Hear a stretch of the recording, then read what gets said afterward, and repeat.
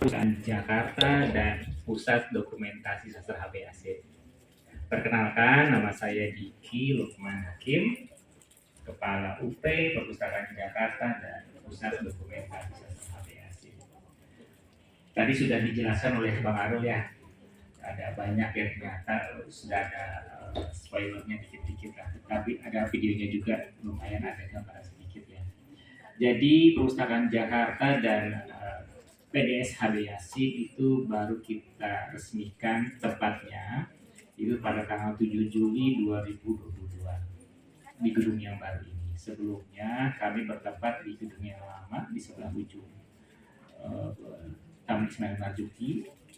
Sekarang kita digabungkan, dulu tepatnya terpisah ya, antara PDS HBAC dan Perpustakaan Jakarta itu di gedung yang berbeda.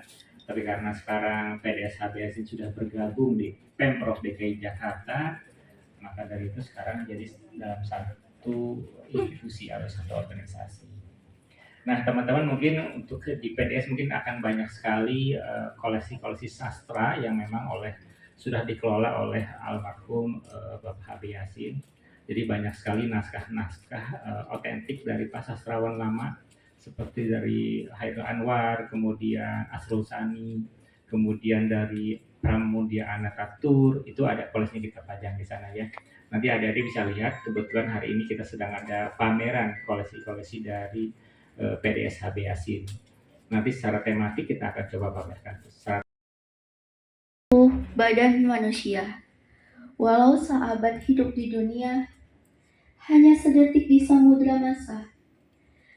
Lebih lama waktu terasa, lebih hebat menderita raga dan jiwa. Oleh dikacau nafsu kebendaan.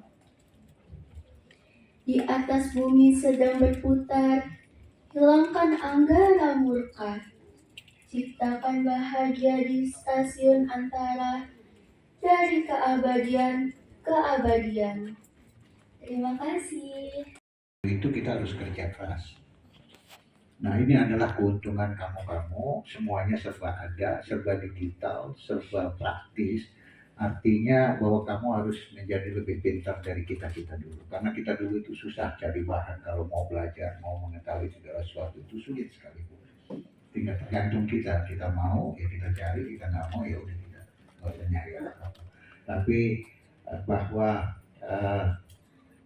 apa yang sekarang bisa dinikmati di bawah Pak Diki itu adalah sesuatu yang harus betul-betul dimanfaatkan, dimaksimalkan untuk kepentingan intelektual dan ilmu pengetahuan. Untuk meningkatkan apa? Untuk meningkatkan skill, knowledge, tentunya dengan disiplin atau dengan attitude yang baik yang mengacu kepada platform atau rules dari budaya kita. Jadi saya membuat film ini bukan film pemerintah daerah, tetapi dibiayain oleh pengusaha daerah Lamongan yang punya kecintaan terhadap Lamongan, di mana bahwa memang ini adalah contoh film yang berisikan dengan syarat dengan budaya, apakah benda atau tak benda, bagaimana kita bisa mengangkat itu, memperkenalkan kembali kepada masyarakat secara luas, tetapi dalam pendekatan kekinian. Saya tidak tahu apakah film itu tadi disukainya, dipahaminya, ngerti nggak filmnya apa tadi? Ya, paham? Ya. Memang kenapa nggak dikasih translate, kenapa bahasa Jawa? Itu juga semacam uji coba. Karena kalau kita bicara tentang Undang-Undang Nomor 5 Tahun 2017 ya Pak ya, tentang pemajuan kebudayaan, maka itu ada yang namanya tradisi lisan yang harus kita pertahankan. Bukan berarti bahwa kita tidak menafikan bahasa Indonesia, tetapi bahasa Indonesia itu adalah bahasa kesatuan. Tetapi bahwa bangsa kita ini, kalau kita bicara dari Sabang Merauke itu kan ada banyak sekali bahasa, ratusan bahasa yang juga itu harus dipertahankan, bukan untuk dipergunakan secara umum, tetapi kita harus menyadari bahwa bahasa itu di daerah tertentu mereka masih menggunakan bahasa asli di samping bahasa Indonesia sebagai bahasa kesatuan. Jadi hal-hal seperti ini memang diperlukan keberanian untuk mengangkat karena negeri kita ini kaya. Sineas itu bisa mempresentasikan film ini. Teman-teman, saya hanya bisa memberikan satu pesan kepada teman-teman sekalian. Jikalau teman-teman ingin membuat sebuah film, bikin, belajar dan mengikuti proses-proses yang ada. Sekarang literasinya banyak, ada di YouTube, ada di Google, ada PDF dan macam-macam ya. Nah, ada di HB Yasin, ya Pak ya. Itu buku ada di perpustakaan itu bagaimana cara membuat film yang baik benar. Nah, dalam rangka ini saya berterima kasih sangat besar kepada Bang Adi Suryati, ini mentor saya nih. Karena dari beliau inilah saya banyak belajar gitu, untuk memproduksi sebuah film. Salah satunya adalah Land of Blessings ini gitu, yang menceritakan tentang Lamongan. Angle dari film ini adalah sesuatu yang tidak pernah dilihat sama masyarakat. Kalau kita tuh kalau ngomongin Lamongan itu taunya soto Lamongan. Nah, iya. Gitu. Tetapi teman-teman sekalian, ternyata di Lamongan itu ada nasi boran. Jadi nasi boran itu karena enak ya. Kita kalau misalnya lesehan di Jogja itu udah biasa ya. Ini lesehan di Lamongan, gitu. Makan nasi boran. Dan yang lebih menariknya, nasi boran ini dipresentasikan melalui ada sebuah tarian di Lamongan yang namanya tari boran yang tadi sudah kita lihat di dalam filmnya, besutannya dari Bang Adi. Jadi masyarakat Lamongan itu seolah ingin menyatakan rasa syukur mereka dan mengekspresikan rasa syukur mereka itu dengan berbagai macam cara, salah satunya dengan tarian. Susah, entah itu dari pelafalan naskah ataupun tadi contohnya kayak manjat tebing, boleh nggak diceritain ke kita? Ya, terima kasih. Silakan langsung, Mas Aki. Yang paling susah adalah karakter Raffi ini adalah penakut. Jadi aku harus ngebangun karakter ini sepenakut mungkin dan se-believable mungkin biar semoga bisa diterima sama kalian. Itu sih. Dan manjat tebing sih 12 meter tinggi ya ternyata. Kalau ngeliat ke bawah. BK, Bimbingan Konseling. Yang ingin saya tanyakan kepada Mbak Asma, sesulit apakah bikin naskah tulisan itu sulit? Itu pertama. Karena kan membangun mood itu juga agak susah. Untuk mencari solusinya tuh bagaimana ketika mood kita lagi down untuk menulis. Oke, terkait kepenulisan ya. Iya. Terima kasih. Terima kasih Bu Guru ya. Pertama kalau terkait kepenulisan, kalau sebetulnya gini, saya tuh jatuh cinta dengan menulis gitu. Jadi saya justru stres kalau nggak nulis. Saya justru panik kalau nggak nulis gitu. Jadi biasanya kalau habis traveling, nah tapi kalau traveling nggak pernah nulis, cuma bikin catatan sama biasanya di republika.co.id biasanya suka setiap hari Sabtu sudah 11 tahun Asma nulis rubrik resonansi Republika gitu. Itu aja yang dikejar karena tiap pekan gitu. Tapi begitu pulang saya pasti rindu. Jadi saya pikir yang pertama mungkin kita harus nulis itu nggak susah kalau kita jatuh cinta. Gitu. Kalau kita nggak jatuh cinta dengan kegiatan menulisnya, jatuh cinta misalnya sama tokoh-tokohnya. Saya sekarang jujur aja lagi jatuh cinta sama tokoh, salah satu tokoh yang Asma tulis, namanya Bara Muhammad dalam novel Assalamualaikum Baitullah. Saya lagi jatuh cinta dengan dia gitu.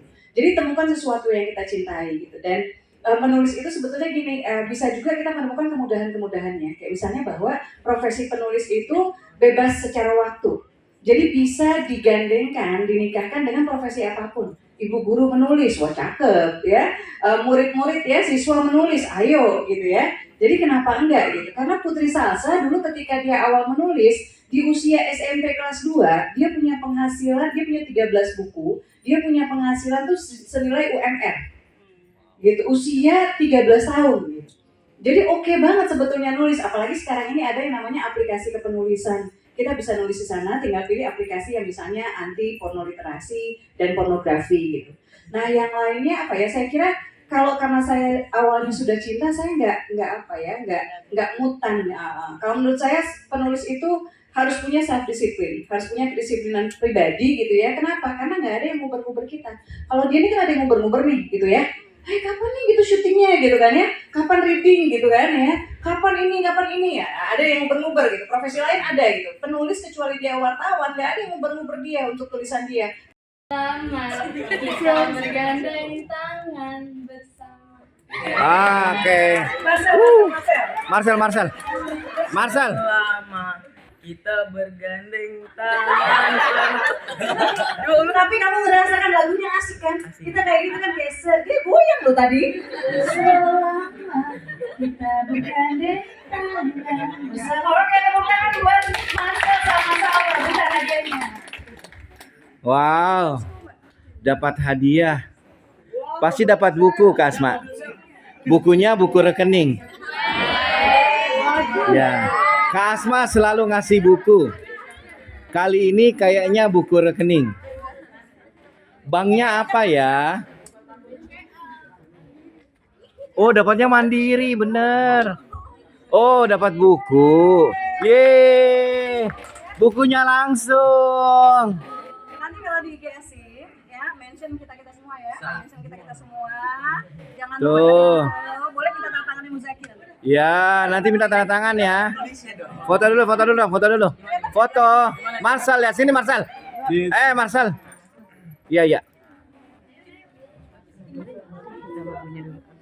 Boleh Kak, boleh. Masukkan dulu materinya Kak. Oke.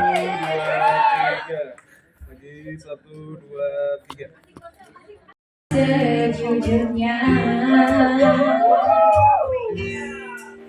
jangan Kau pilih hantu. Pilihlah aku yang mampu mencintamu lebih dari dia.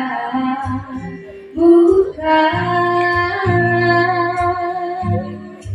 ku ingin merebutmu dari sahabatku, namun kau tahu cinta tak bisa kau salahkan. SMP.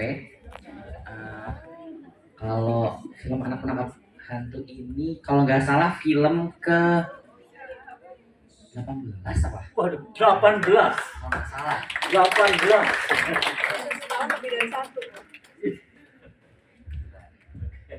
Hebat kali.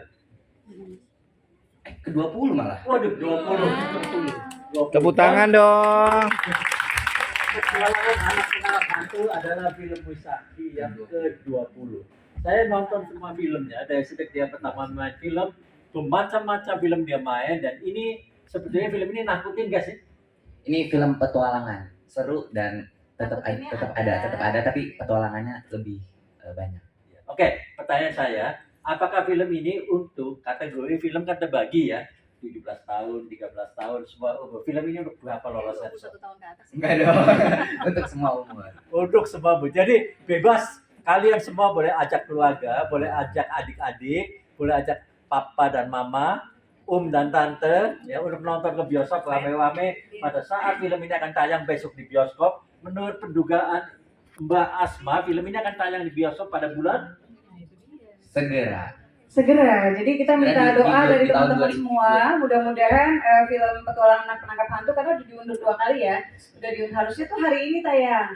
Kemudian jadi 5 Oktober. Kemudian diundur lagi. Kita minta doa. Mudah-mudahan itu pertanda kita akan dapat tanggal yang bagus ini ya. Gitu. Cuma satu hal gini.